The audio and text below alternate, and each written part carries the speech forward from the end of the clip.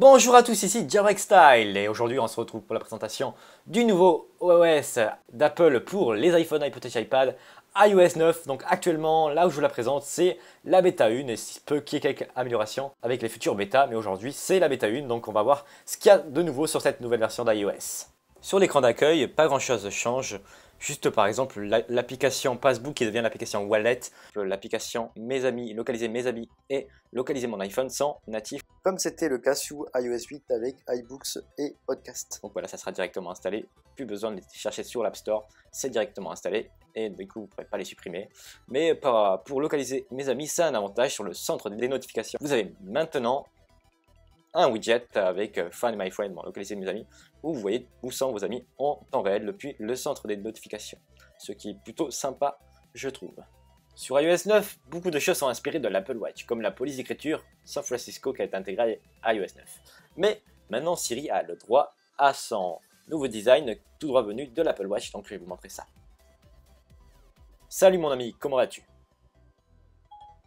Voilà, donc c'est plutôt beau, ça donne plutôt un bon effet. Donc voilà, vous voyez, c'est un rendu de couleur et tout, on voit bien quand on parle, voilà, ça bouge. Franchement, moi j'adore. Sur iOS 9, un nouveau multitâche voit le jour. Donc si je double tape sur mon bouton, voilà ce que ça donne pour la navigation entre les applications, c'est toujours pareil. Il faut swiper entre elles. Et pour les quitter, c'est toujours aussi pareil. Je quitte comme ça. Si je vais sur une application et que je vais aller sur une autre, ça se passe comme ça. Donc c'est plutôt très sympa comme multitâche. Voilà, ça change comparé à avant. C'est plutôt sympa comme nouveau style. Voilà le nouveau multitâche de iOS 9. Le centre des notifications change pas tellement. C'est juste que maintenant, dès que vous allez dans la section notifications, c'est plus trié par application, mais aujourd'hui. Donc là, vous voyez toutes les notifications que j'ai eues aujourd'hui. Du coup, vous pouvez les supprimer tout d'un coup, comme cela. Voilà, pour les nouveautés du centre des notifications. L'application appareil photo n'a pas de très grands changements, juste plutôt des changements esthétiques. Donc par exemple, si je désactive l'HDR, ça va faire une flèche comme ça. Et par exemple, si je vais dans les sur mon iPhone 6, je peux enregistrer en 60 fps. Le style d'affichage où il est marqué 60 fps, mais il est différent, et même le flash, hein, c'est différent l'affichage, donc c'est plutôt sympa. Donc ça se marie bien avec l'écriture, police d'écriture d'iOS 9, San Francisco. Une application News sera intégrée à iOS 9 qui remplacerait l'application Kiosque. Donc maintenant on aurait des journaux sur cette application ainsi que des flux RSS. Par exemple, on a le flux RSS de The New York Times. Donc là on aura leur article en direct sur l'application News. Donc à voir, mais c'est pas disponible sur les bêtas actuellement. Donc sur la bêta 1, ce n'est pas. Mais pourquoi pas sur les prochaines, on verra ça. Sur l'application photo dans iOS 9 sur les iPhones, une fonction voit le jour qui était seulement disponible sur les iPads, mais maintenant sur les iPhone 6 et iPhone 6 Plus, donc les iPhone 6, ça voit le jour, donc c'est des aperçus en bas des photos qui nous permettent de swiper entre elles. Si je clique sur elles, ça va directement m'amener sur elles. Donc là c'est un album des fonds d'écran, mais si vous avez toutes vos photos, ça peut être utile pour directement aller d'un endroit à l'autre dans votre bibliothèque photo. Par exemple, je dis n'importe quoi, d'aller de la librairie de photos de 2015 à 2011 directement d'un swipe. Donc ça peut plutôt être intéressant, comme ça l'était sur l'iPad, et maintenant on a le droit à ça sur les iPhone 6, sur iOS 9.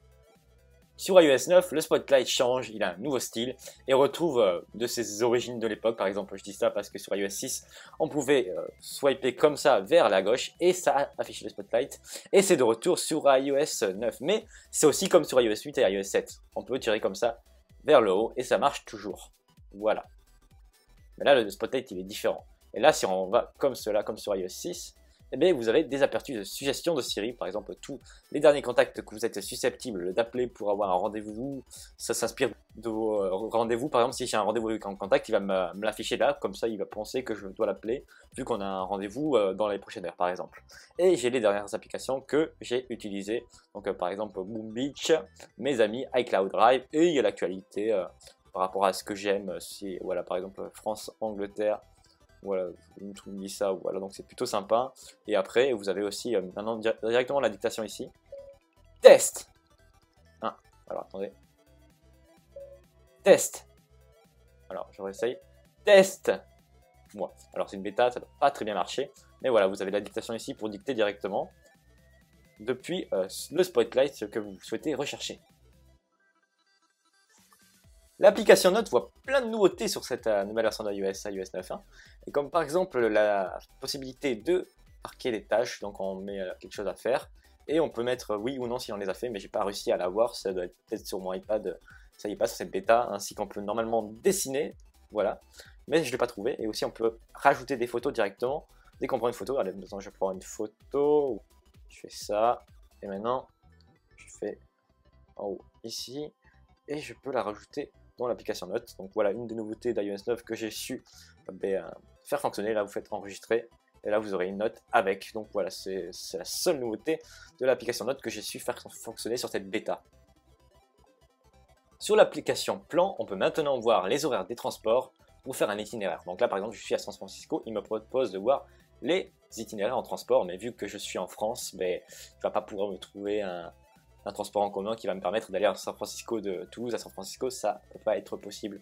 Donc voilà, donc actuellement c'est disponible qu'aux États-Unis je pense, hein. Je n'ai pas trouvé de ville française, j'ai testé Toulouse, Bordeaux, Marseille, Paris, ça y est pas, et à San Francisco aux États-Unis évidemment, ça y est. Donc ça pourrait être sympa pour voir les horaires de bus, tout ça, donc pour prévoir son itinéraire avec les transports en commun de la journée. Voilà, plutôt une nouveauté sympa, espérons que ça va vite arriver en France. Pour moi, l'iPad est la grande star d'iOS 9. Pourquoi? Parce que dès qu'on passe d'un iPad à iOS 8 à iOS 9, on voit vraiment le changement, alors que c'est moins le cas avec un iPhone ou un iPod Touch. Je vais vous expliquer pourquoi. Parce que, par exemple, sur mon iPad, je suis sur l'application réglage, je swipe de la droite vers la gauche, et j'ai une application qui s'affiche comme ça. Je peux l'utiliser en même temps. Et même, je peux utiliser plusieurs applications. Donc là, actuellement en bêta, c'est que les natives, mais celles de l'App Store pourront se mettre à jour pour avoir cette fonctionnalité. Du coup, admettons, je vais sur l'application Plan en même temps, d'être sur l'application réglage, et c'est vraiment plutôt sympa. Du coup je peux faire un itinéraire en même temps qu'être sur l'application réglage, et ça c'est vraiment sympa. Par contre il y a aussi le multifénétrage, et c'est que sur l'iPad Air 2 malheureusement. Tous les autres iPads n'ont pas cette fonction là. Du coup vous pourrez utiliser l'application Note et Safari en même temps, taper une note et faire une recherche sur Safari pour prendre des choses qui sont intéressantes pour votre note, pardon, et ça marchera parfaitement, et c'est vraiment très très sympa. Voilà une des nouveautés que j'adore sur l'iPad, c'est juste génial. Une nouveauté tout droit sortie du jailbreak avec le tweak Video Paint qui permettait de faire la même chose que cette nouvelle fonction, de continuer une vidéo qu'on lit sur Safari par exemple, depuis partout sur le Springboard. Donc là je clique ici et vous allez voir que je vais pouvoir lire ma vidéo partout. Donc là je fais play et là je vais pouvoir lire la vidéo. Voilà, donc je vais pouvoir l'agrandir comme ça, la mettre sur les côtés.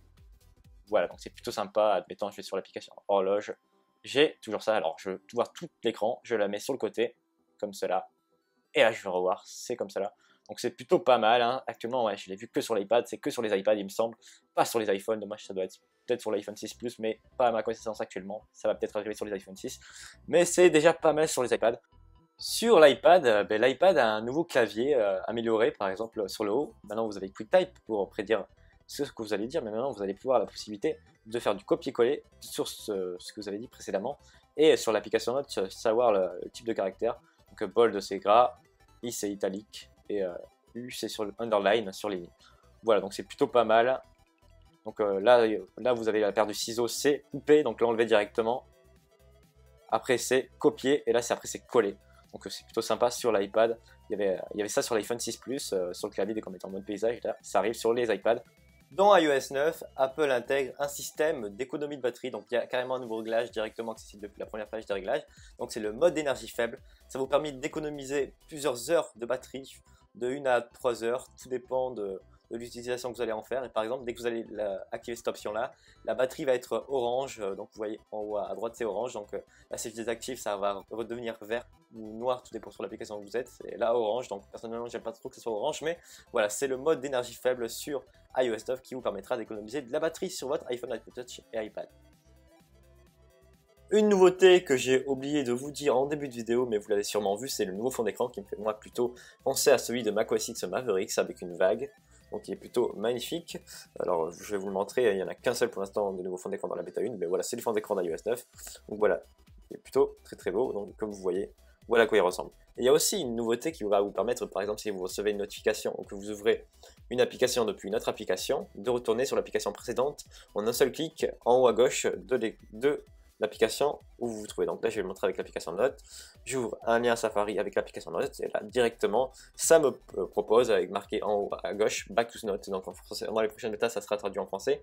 Mais en gros, ça veut dire retour sur Notes. Et là, c'est hyper facile, hein, hyper rapide. Je reviens directement sur l'application. Et là, vous voyez, c'est hyper rapide, c'est instantané. Et c'est vraiment énorme. C'est une fonctionnalité que on s'habitue hyper vite quand on est sur iOS 9 et dès qu'on revient sur iOS 8, ça nous manque énormément. Donc voilà une nouveauté que j'aurais jamais pensé, mais c'est hyper utile. Comme je vous l'ai dit tout à l'heure, Siri a des nouveautés au niveau du design, mais pas que. On peut maintenant, par exemple, lui demander ce que je vais lui demander maintenant.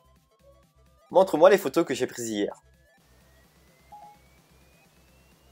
Là, il va vous montrer les photos que vous avez prises à la date où vous avez demandé. Vous pouvez demander aujourd'hui, hier, une date avec le mois et l'année, donc c'est plutôt cool.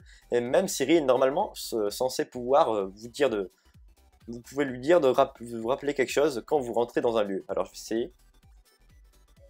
Rappelle-moi de m'acheter des pommes quand je rentre chez moi. Voilà. Alors ça marche pas tout le temps parce que c'est une bêta. Mais sur le site d'Apple, j'ai vu que c'est censé marcher. Donc vous pourrez demander ce genre de choses et c'est plutôt très sympa. Une nouveauté dans les réglages de iCloud Drive affichés sur l'écran d'accueil. Cette option va vous permettre d'avoir une icône iCloud Drive sur votre écran d'accueil. En gros, ça va vous permettre d'accéder à votre stockage iCloud Drive directement depuis votre écran d'accueil. Une nouveauté pour le clavier sur les iPhones, iPod Touch et iPad. Maintenant, dès que vous écrivez en minuscules, les lettres sont en minuscules. Donc c'était un petit détail, hein, c'était déjà le cas par exemple sur Android, on avait c'est en minuscules dès qu'on écrit en minuscules, mais maintenant c'est pareil sur iOS, mais avant sur iOS 8 et toutes les précédentes versions avant, mais c'était toujours en majuscule. Donc maintenant si je mets en majuscule évidemment, ça va se mettre en majuscule, et là si je mets en minuscule, ça se met en minuscule. La vidéo se termine, c'était JarekStyle pour la présentation de l'iOS 9 Beta 1. Si vous avez aimé la vidéo, n'hésitez pas à mettre un pouce bleu, à la commenter et très important à vous abonner à ma chaîne YouTube, ce qui va vous permettre de recevoir mes prochaines vidéos sur les prochaines versions bêta d'iOS 9. C'était JarekStyle et moi je vous dis à la prochaine.